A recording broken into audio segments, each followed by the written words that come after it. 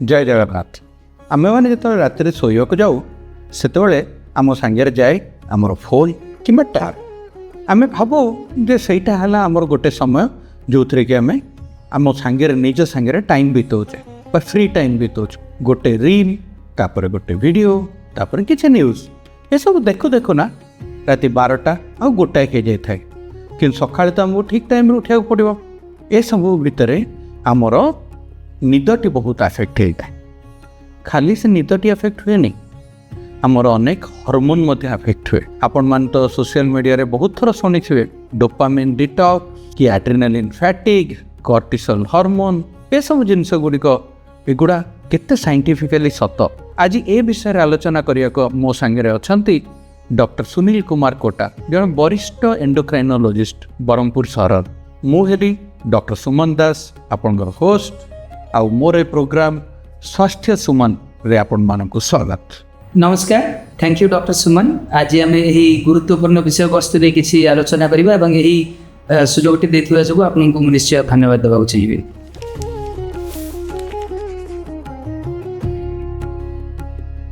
सुनील अनेक लोक कथा बोलती जे डूम स्क्रॉलिंग माने राति जाक स्क्रॉल करथुवा ए सब गुड़िक आमर हार्मोन लेवल को कौ प्रकार अफेक्ट करुछि।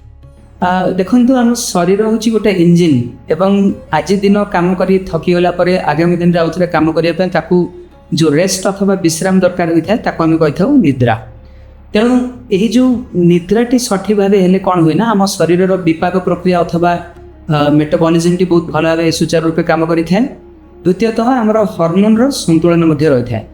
बर्तमान आप जो पदटी कहले जो डूम स्क्रॉलिंग विशेषकर विलंबित राति रे जो मैंने स्क्रॉलिंग करते से स्क्रॉलिंग कंटेंट विशेषकर देखिए गोटे विषाददायक थाए दुखदायक थाए इमोशनल कंटेंट थाए।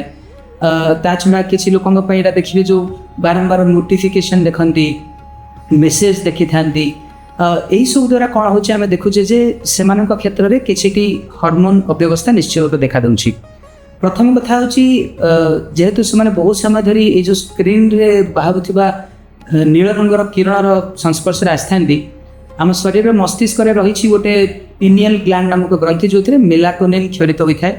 यही मेलाटोनिन टी साधारणतः संध्या समय क्षरित होता है एवं आम निद्रा को त्वरान्वित करें। ये कौन है मेलाटोनिन मात्राटी कमी जाए। द्वितीयतः आप देखिए जितक आम जो स्ट्रेस हार्मोन गोटे कहुए कॉर्टिसोल यही अधिक मात्रा निद्रा रहित रहिबा जोगु सेमानकर मस्तिष्क रही हाइपोथैलेमस पिट्यूटरी एड्रेनल एक्सिस अत्यधिक मात्रा में उत्तेजित होता है जहाद्वारा कॉर्टिसोल बहु मात्रा में क्षरित होता है। तृतीयतः कहबी क्षुधा रिलेटेड किसी हार्मोन जब भोक जो कंट्रोल करें ग्रेलिन मात्राटी बढ़ी जाए लेप्टिन मात्राटी कमी जाए।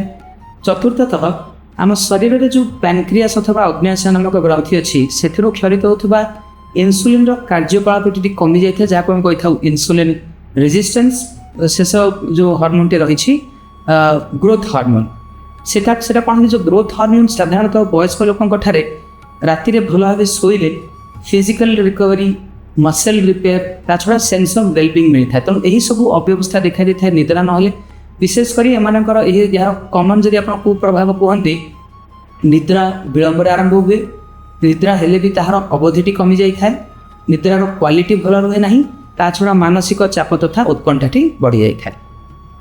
आम यहाँ शुणु जदि राति निद कम हुए ताहले लोक मोटा हो जाते कौन यहाँ सत कौन कौ हार्मोन गुड़ा एक्चुअली या रेस्पॉन्सिबल आउ आम कौ हैबिट गुड़िक आम चेंज करले आम जो प्रॉब्लम टी बदल पार। मेदबहुलतार जेतक भी एवॉइडेबल रिस्क फैक्टर्स रही से गोटे निद्रा रहित रहा गोटे प्रमुख कारण। जमती बर्तमान आम आलोचना कले ता विषय आउ सम्यक भाव धारणा देवाक चाहिए। प्रथम कथा है आपंकर जो कॉर्टिसोल नामक हार्मोन टी बढ़ुची कॉर्टिसोल मुख्य कारण होची आपनकर फूड क्रेविंग बढ़ी था माने आपनकर खाद्य प्रति लालसा बढ़ी थाए एवं केउं प्रकार खाद्य प्रति लालसा बढ़े जो थे कि आपनकर मीठा रही लुण रही तेलिया अंश अधिक रही जहाँ आम जंक फूड्स कही था। द्वितीयतः आम पाकस्थली क्षरित होता गोटे ग्रेलिन नामक हार्मोन टी ताहार मात्रा बढ़ी जाए जहाँकि भोक बढ़े दे था। तृतीयतः ଆମ ଚର୍ବିରୁ ନିର୍ଗତ ହେଉଥିବା ଗୋଟେ ହର୍ମୋନ୍ ରହିଛି ଯାହାକୁ ଆମେ ଲେପ୍ଟିନ୍ ବୋଲି କହିଥାଉ। ଲେପ୍ଟିନ୍ର ମାତ୍ରା ହ୍ରାସ ହୋଇଥାଏ। ଯଦି ଲେପ୍ଟିନ୍ କ୍ଷରିତ ହେଉନାହିଁ ତାହେଲେ ଆପଣଙ୍କୁ ଖାଇଲେ ମଧ୍ୟ ଫୁଲନେସ୍ଟା ଲାଗେ ନାହିଁ, ତେଣୁ ଆପଣ ଆଉ ଥରେ ବାରମ୍ବାର ଖାଇଚାଲନ୍ତି। ଚତୁର୍ଥତଃ ଶେଷ କାରଣ କହିବାକୁ ଚାହିଁବି, ଏଥିରେ ଯେଉଁ ଇନ୍ସୁଲିନ୍ ରେଜିଷ୍ଟାନ୍ସ, ନିଦ ନହେଲେ ଇନ୍ସୁଲିନ୍ ଆମର ସଠିକ୍ ଭାବେ କାମ କରେ ନାହିଁ, ଯାହାକି ବିପାକ ପ୍ରକ୍ରିୟା ଅବ୍ୟବସ୍ଥା ଜନିତ ଅନ୍ୟାନ୍ୟ ଯେଉଁ metabolic dysfunction, hypertension, diabetes, cholesterol ଆଦି ସମସ୍ୟା ଦେଖାଇ ଦେଇଥାଏ। ଆଉ ଗୋଟେ କଥା କହିବାକୁ ଚାହିଁବି ଯେ ଯେଉଁମାନେ ଯଦି କମ୍ ସମୟ ଶୋଉଛନ୍ତି, ଆପଣଙ୍କ ପାଖରେ ଅଧିକ ସମୟ ରହିଲା ଯେଉଁଥିରେ କି ଆପଣ ସ୍ନାକିଂ ହିଁ କରିବେ। ଦ୍ୱିତୀୟ କଥା, ନ ଶୋଇବା ଯୋଗୁଁ ଯେଉଁ ଆମ ଦେହରେ ଯେଉଁ ଥକାପଣଟି ରହିଥାଏ, ସେଇ ଫ୍ୟାଟିକ୍ ଯୋଗୁଁ ମଧ୍ୟ ଆପଣ ଦେଖିବେ ଲୋକମାନଙ୍କର ଶାରୀରିକ କାର୍ଯ୍ୟକଳାପ ରୁହେ ନାହିଁ। ଏବଂ ବହୁତ ଇମ୍ପୋର୍ଟାଣ୍ଟ କଥା ରହିଲା, ଆମ ମସ୍ତିଷ୍କରେ ଗୋଟେ ଫୋର୍ ବ୍ରେନ୍ ରହିଥାଏ ଯାହା ଆମର ଖାଦ୍ୟ ପ୍ରତି ସଂଯମତା ରଖିବା, ତାକୁ କେମିତି ନିୟନ୍ତ୍ରଣରେ ରଖିବା, ତା ଛଡ଼ା ଉଚିତ ନିଷ୍ପତ୍ତି ନେବା ଯୋଗୁଁ ଆମେ ଅନହେଲ୍ଦି ଫୁଡ୍ସରୁ କେମିତି ଦୂରରେ ରହିବା ସେଟା ଭାବିଥାଉ। କିନ୍ତୁ ନିଦ ନହେଲେ ଏହି ଯେଉଁ ନିୟନ୍ତ୍ରଣ ରଖିବା କ୍ଷମତା, ସଠିକ୍ ନିଷ୍ପତ୍ତି ନେବା କ୍ଷମତାରେ ମଧ୍ୟ ବହୁ ମାତ୍ରାରେ ଆମେ ହରାଇ ବସିଥାଉ। সোশিয়াল মিডিয়াରେ ଡୋପାମିନ୍ ଡିଟକ୍ସ ମାନେ ବହୁତ ପ୍ରସିଦ୍ଧ ହେଇଛି। ଆକ୍ଚୁଆଲି ସରଳ ଗୋଟେ କମନ୍ ମ୍ୟାନ୍ର ଭାଷାରେ ଡୋପାମିନ୍ଟା କ'ଣ, ଆଉ ଏଇ ଡୋପାମିନ୍ ଡିଟକ୍ସ ପଛରେ କେତେ ସାଇନ୍ସ ଅଛି? ଦେଖନ୍ତୁ, ଡୋପାମିନ୍ ଡିଟକ୍ସ ଆପଣ ଯେମିତି କହିଲେ ସୋସିଆଲ ମିଡ଼ିଆରେ ତ ବହୁ ମାତ୍ରାରେ ପ୍ରଚଳିତ ରହୁଛି। ତାହା ପୂର୍ବରୁ ଆମେ ଜାଣିବା ଏହି ଡୋପାମିନ୍ ହର୍ମୋନ୍ଟି କ'ଣ। ବିଶେଷ କରି ଏଇଟା ଗୋଟେ କେମିକାଲ ହର୍ମୋନ୍ ତ ନୁହେଁ, କେମିକାଲ କହିଥାଉ ଆମେ ଏହାକୁ। ଏବଂ ଏହି କେମିକାଲଟି ଆମର ମସ୍ତିଷ୍କରେ ଗୋଟେ ଫୋର୍ ବ୍ରେନ୍ ନାମକ ରହିଛି ପୋର୍ସନ୍, ସେଇଠୁ ନିର୍ଗତ ହୋଇଥାଏ।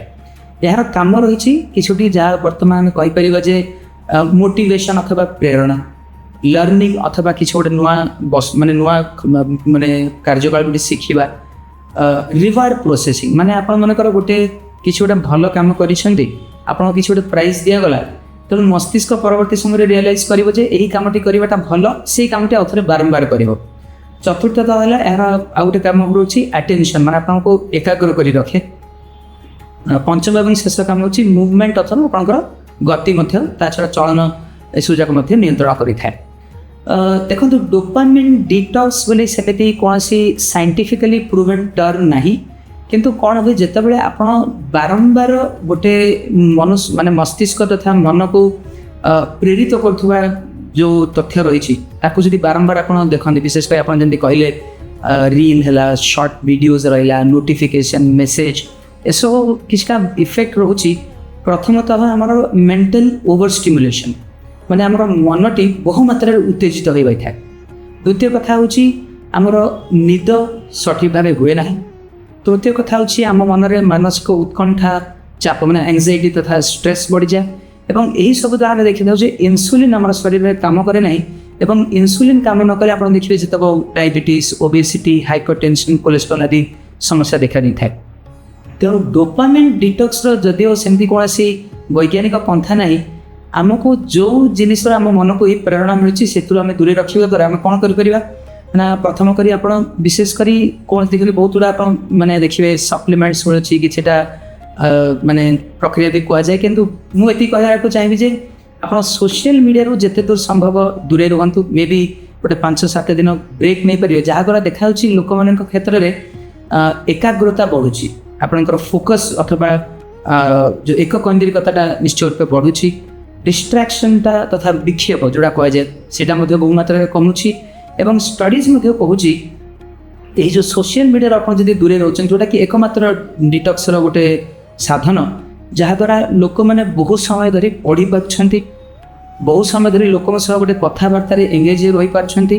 ଆମ ଯେଉଁ ଦୈନନ୍ଦିନ କାର୍ଯ୍ୟକଳାପ ରହିଛି ସେଇଟା କରିବା ମଧ୍ୟ ଲୋକେ ବୋରିଂ ଅନୁଭବ କରନ୍ତିନି। ତେଣୁ ଡୋପାମିନ୍ ଡିଟକ୍ସ ଆମ ମନକୁ ଯେଉଁ ବାରମ୍ବାର ପ୍ରେରିତ କରୁଥାଏ ସେଇ ସୋସିଆଲ ମିଡ଼ିଆରୁ ଦୂରେଇ ରଖିବାଟା ହୋଇଥାଏ। সোশিয়াল মিডিয়াରେ ବହୁତ ପ୍ରସିଦ୍ଧ ହେଇଛି ଗୋଟେ ଜିନିଷ ଆଡ୍ରିନାଲିନ୍ ଫ୍ୟାଟିକ୍। ବହୁତ ଜଣ ସେଥିପାଇଁ ସପ୍ଲିମେଣ୍ଟସ୍ ପ୍ରେସ୍କ୍ରାଇବ୍ କରନ୍ତି। ଆକ୍ଚୁଆଲି ଏ ଯେଉଁ ଆଡ୍ରିନାଲିନ୍ ଫ୍ୟାଟିକ୍ର ସାଇଣ୍ଟିଫିକ୍ ବ୍ୟାକ୍ଗ୍ରାଉଣ୍ଡ କ'ଣ, ଆଉ ସେଇଟା କ'ଣ କରିଲେ ଆମେ ଆଡ୍ରିନାଲିନ୍ ଫ୍ୟାଟିକ୍ରୁ ବଞ୍ଚିତ ହେବା? ଦେଖନ୍ତୁ, ପ୍ରଥମେ ଜାଣିବା ଆଡ୍ରିନାଲ୍ ଗ୍ରନ୍ଥିଟି କ'ଣ। ଆମ ପେଟରେ ରହିଛି ଆଡ୍ରିନାଲ୍ ଗ୍ରନ୍ଥି, ଯାହାକି କିଡନୀ ଅଥବା ବୃକ୍କ ଉପରେ ରହିଥାଏ, 2ଟି ସଂଖ୍ୟାରେ ଥାଏ। ଏଥିରୁ 3ଟି ହର୍ମୋନ୍ କ୍ଷରିତ ହୋଇଥାଏ। ପ୍ରଥମତଃ କର୍ଟିସୋଲ୍, ଆଲ୍ଡୋଷ୍ଟେରନ୍ ଏବଂ ଆଡ୍ରିନାଲିନ୍। ଏହାର ସ୍ୱାଭାବିକ କାର୍ଯ୍ୟକଳାପ ହେଉଛି ଆପଣଙ୍କ ରକ୍ତ ଶର୍କରା, ରକ୍ତଚାପ, ଶରୀରରେ ଥିବା ଜଳୀୟ ଅଂଶ ଏଗୁଡ଼ାକୁ ସ୍ୱାଭାବିକ ସ୍ତରରେ ରଖିଥାଏ। ତା ଛଡ଼ା ଷ୍ଟ୍ରେସ୍ ରେସ୍ପନ୍ସ ମାନେ ଆପଣଙ୍କ ଶରୀରରେ କିଛି ଯଦି ମାନସିକ ଅଥବା ଶାରୀରିକ ଚାପଯୁକ୍ତ ସ୍ଥିତି ସୃଷ୍ଟି ହେଲା, ଜ୍ୱରଟେ ହେଲା, ସର୍ଜରୀ ହେଲା, ଆକ୍ସିଡେଣ୍ଟ ହେଲା, ସେଭଳି କ୍ଷେତ୍ରରେ ଶରୀରକୁ ମାନେ ପ୍ରସ୍ତୁତ କରିଥାଏ ଏ ଷ୍ଟ୍ରେସ୍କୁ କେମିତି ଆମେ ଫେସ୍ କରିପାରିବା ବୋଲି। ଆଡ୍ରେନାଲ୍ ଫ୍ୟାଟିକ୍ ବୋଲି ସେଭଳି କୌଣସି ସାଇନ୍ସରେ କୌଣସି ପଦ ଅଥବା ଏଣ୍ଡୋକ୍ରାଇନୋଲୋଜି ଅଥବା ହର୍ମୋନ୍ ବିଭାଗରେ କିଛି ପଦ ନାହିଁ। ଆମେ ଆଡ୍ରେନାଲ୍ ଇନସଫିସିଏନ୍ସି କହିଥାଉ, ଯେଉଁଟାକି ଆପଣଙ୍କର ଗୁଡ଼ାଏ କାରଣ ଇନଫେକ୍ସନ୍, ଇନଫିଲ୍ଟ୍ରେସନ୍, ରେଡ଼ିଏସନ୍ ଯୋଗୁଁ ହୋଇଥାଏ। କିନ୍ତୁ ଆଡ୍ରେନାଲ୍ ଫ୍ୟାଟିକ୍ ବୋଲି ସେଭଳି କୌଣସି ଟର୍ମ ନାହିଁ।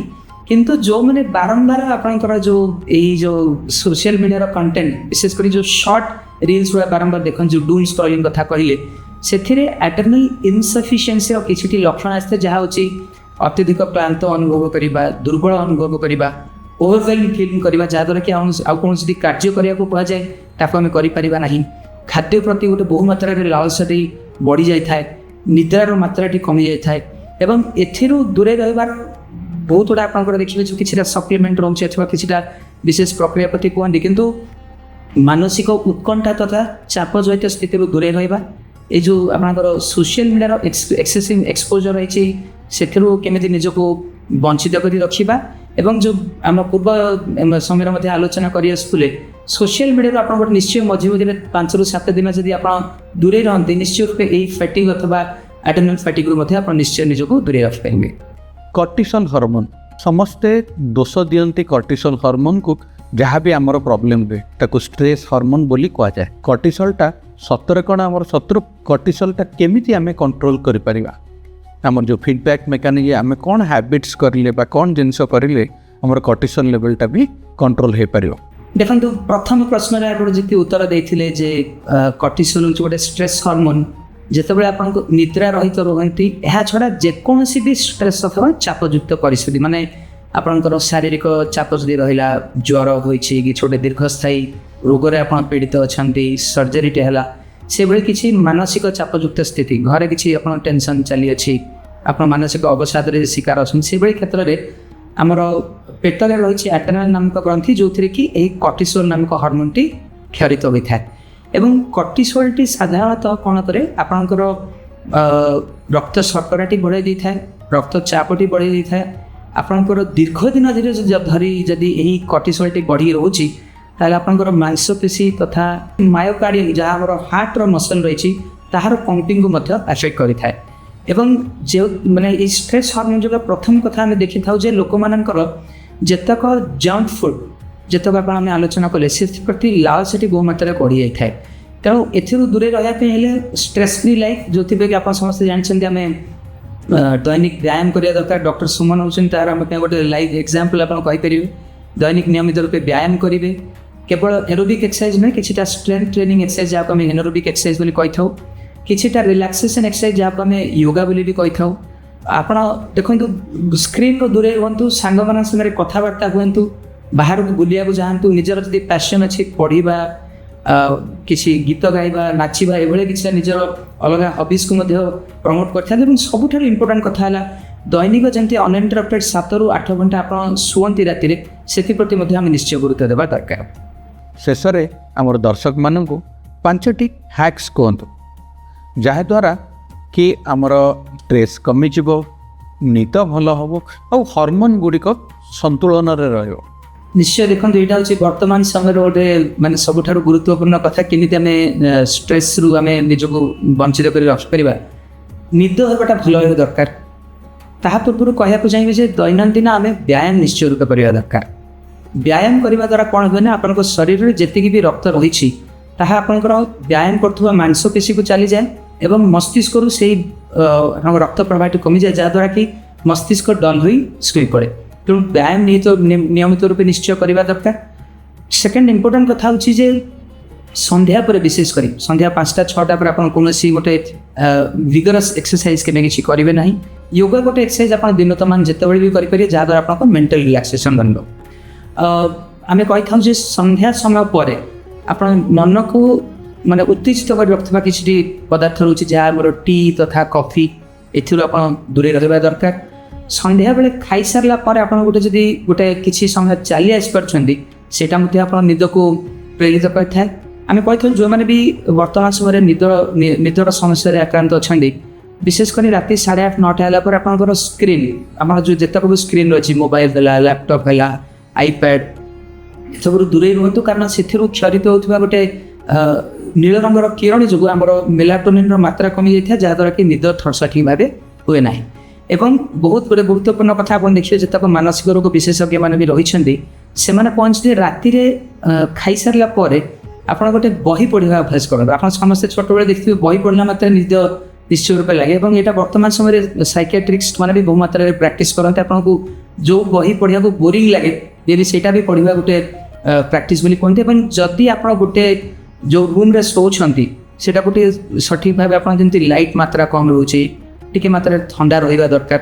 ଏବଂ ଆପଣ ଯଦି ବହୁ ସମୟ ଧରେ ଯଦି ନିଦ ଲାଗୁନାହିଁ, ତାହେଲେ ଆପଣ ଖଟରେ ପଡ଼ି ରହନ୍ତୁ ନାହିଁ, ଗୋଟେ ଅଲଗା ରୁମ୍କୁ ଯାଆନ୍ତୁ, 10-15 ମିନିଟ୍ ବସନ୍ତୁ, ପୁନର୍ବାର ଆସିକି ବେଡ଼୍କୁ ଯାଆନ୍ତୁ ଏବଂ ଗୋଟେ ସେଇ 10 ମିନିଟ୍ରେ ମଧ୍ୟ ଗୋଟେ ବହି ପଢ଼ିବା ବ୍ୟବସ୍ଥା ନିଶ୍ଚୟ ରୂପେ କରନ୍ତୁ। ଏବଂ ଯଦି ରାତିରେ ଆପଣଙ୍କର ଅନଇଣ୍ଟରପ୍ଟେଡ୍ ନିଦ ହେଉନାହିଁ, ଖରାବେଳ ନିଦଟାକୁ ଆପଣ ବନ୍ଦ କରିପାରନ୍ତି ଯଦି ଆପଣଙ୍କର ରାତି ନିଦଟା ଅଭାବ ହେଉଛି। ତେଣୁ କୁହାଯାଏ ଯେ ରାତିରେ ଅନଇଣ୍ଟରପ୍ଟେଡ୍ ନିଦ ଯଦି 7.5 ରୁ 8 ଘଣ୍ଟା ଆପଣ ଶୋଉଛନ୍ତି, ଆପଣ ଶରୀରର ସବୁ ଅଙ୍ଗ ସୁଚାରୁ ରୂପେ କାମ କରିବ ଏବଂ ହର୍ମୋନ୍ର ସନ୍ତୁଳନ ମଧ୍ୟ ବଜାୟ ରଖିବ। ଡକ୍ଟର ସୁନୀଲ ବହୁତ ସୁନ୍ଦର କଥା ଗୁଡ଼ିକ ଆମକୁ ଜଣାଇଲେ, ସେଥିପାଇଁ ବହୁତ ବହୁତ ଧନ୍ୟବାଦ।